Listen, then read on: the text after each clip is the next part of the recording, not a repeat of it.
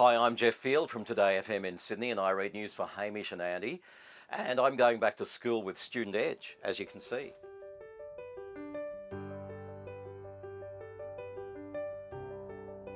What were you like as a teenager? I was, while all the other kids played sport, I was always interested in music. In fact, used to wag sports day and bring my friends over to my house, which was just behind the high school, and we used to put on music and like listen to music and stuff. So yeah, I was not a rebel, but I certainly found ways to get out of things I didn't like. What were some of the excuses? What were the best ones you could use to get out of something? Gee, I'm not feeling well. I could do the whole sort of, gammy leg thing. So yeah, I don't encourage anyone to do that, by the way, but I didn't enjoy doing the PE sports stuff, and I actually hated doing it. So that was my little way of getting out of it. But I highly recommend you don't do that. Well, so besides music, did you study music as well? I played the guitar for a while, and that, I loved radio. I used to go up to the local radio station to do work experience, which is where I developed my love of journalism and news reading. Is there a particular moment when your love of journalism, your love of broadcasting, when you finally discovered, oh, this is actually a career that I could get into, or something I want to follow up on? Yeah, well, I kind of loved listening to the radio as a kid. And I'd like to say through my talent and my expertise that I got into radio, but my dad was best friends with the general manager at 2ST in Nowra. And he got me some work experience there. Just towards the end of year 10, I was 16 years old, and I just finished my school certificate back then. And the general manager said, "Geoff, would you like to start working with us? We're looking for someone to do a shift." And so I left school on the Friday, started work at 2ST on the Monday, and I have not been out of work since. Well, I got to go back to something. So Yes. Your broadcaster's voice, your deep baritone, that came in around 16? Yeah, it did. That is very fortunate. Yeah. I'm still waiting for my voice to finish breaking. It's broken. It's breaking. It's in a continual state of going up and down, really. But so you had this from a young age. How was that? I can remember about 15 people said, "Oh, you've got a good voice for radio." And I just thought they were just, because they knew I was interested, and I thought they were just buttering me up. But to have actually some professional people say that, and then to have the management of the local radio station at the age of 16 saying you can read the news. So I used to get on, and I read the news at that stage for the, basically the South Coast, because there was, no internet then. It was like the one radio station. So I was providing news for thousands of people on the South Coast, and I was 16 years old, and I'm sure most of the listeners didn't realise they were listening to some 16-year-old pimply-faced kid reading the news. It's kind of interesting. So you had that kind of authoritative voice behind the microphone, very trusting. And did you have that reputation in high school? To get picked on the debating team, and I did enjoy smashing the competition with my argument. So I suppose maybe that sort of helped me. I never held back in saying, apart from my sexuality, but back in those days it was not cool to be an openly gay person, so I had to hide that. But apart from that, which was a huge part of my life, but apart from that, I was quite a forceful, not in a bullying way, but I always spoke my mind, and was always quite vocal on issues. Well, was that difficult then in high school to have to hide your sexuality or feel? Oh, like yeah. Not. Yes, it was. Public about it? Late 70s, early 80s. It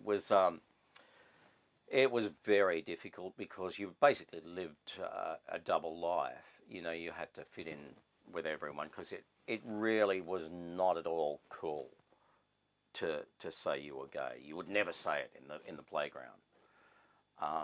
There are a couple of friends. But basically you had to live a double life. So even though you knew you were gay, you had to, sorry to the girl that I took out to the social dance. I love you very much, but not in that way. But you know, you had to do things like that. You know, you had to like play the game. Sure. So yeah, that they were different times back then, and I'm so glad that things are changing. Not fast enough, but they are changing. So people don't have to live lies like they used to have to. Absolutely. So when you were working on the South Coast, did you kind of cotton on to the fact that, look, I'm probably going to have to move away if I want to you know, continue my career? Is that something you had wanted to do to begin with, or something you had to kind of work up the courage to do, or to talk to your parents about? Well, I was very lucky. One of the news directors from a Sydney radio station, 2SM, who were quite popular at the time, this was before the FM stations had really bedded in, was driving through Nowra and heard me. And I got a phone call saying, would you like to come and work in Sydney? And it took me about 3 seconds to say yes. By the way, this is literally the climax of the movie Wayne's World as well. I just want you to know that. So that's a pretty remarkable story. Yeah. No, there's a lot of like luck has always played a big part in my life, I feel.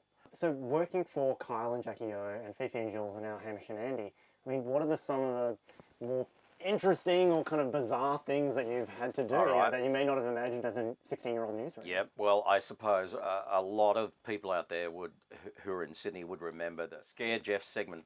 I was stupid because one day we were talking about what are you scared of, and I just brazenly said, nothing that scares me. And Jackie said, really? And that's where the Scare Geoff segment was hatched. And the first thing that I did, I think, was skydive out of a plane. I was terrified, and I had to read the news as I was skydiving. The second thing I did was read the news as I was being lowered into a shark tank with meat on my legs. I also got blindfolded here in this very studio. I can remember Labrat, his name was. He blindfolded me. They put headphones on me.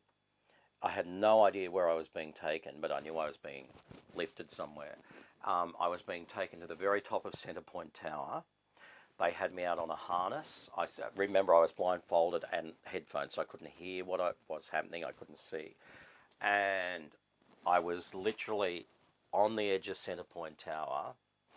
They then ripped off the blindfold. The headphones came on, and I'm looking at the street below, Pitt Street in Sydney, and Carl says, they'd passed me a laminated copy of the 8 o'clock news, and Carl said, right, Geoff, read the news. I just can't actually remember anything other than sheer terror, but apparently I read the news that morning. I'm told I still haven't listened to it back. So tell me, do you have any regrets about those early years, about, you know, schooling, or are you pretty happy with how it's all worked out to Very today? happy. Yeah. I wasn't one of those people that hated school. Well, then, do you have one piece of advice for any young people about the way they approach their study? My advice would be really spend a lot of time on the stuff you're passionate about. If you find something that you're not interested in,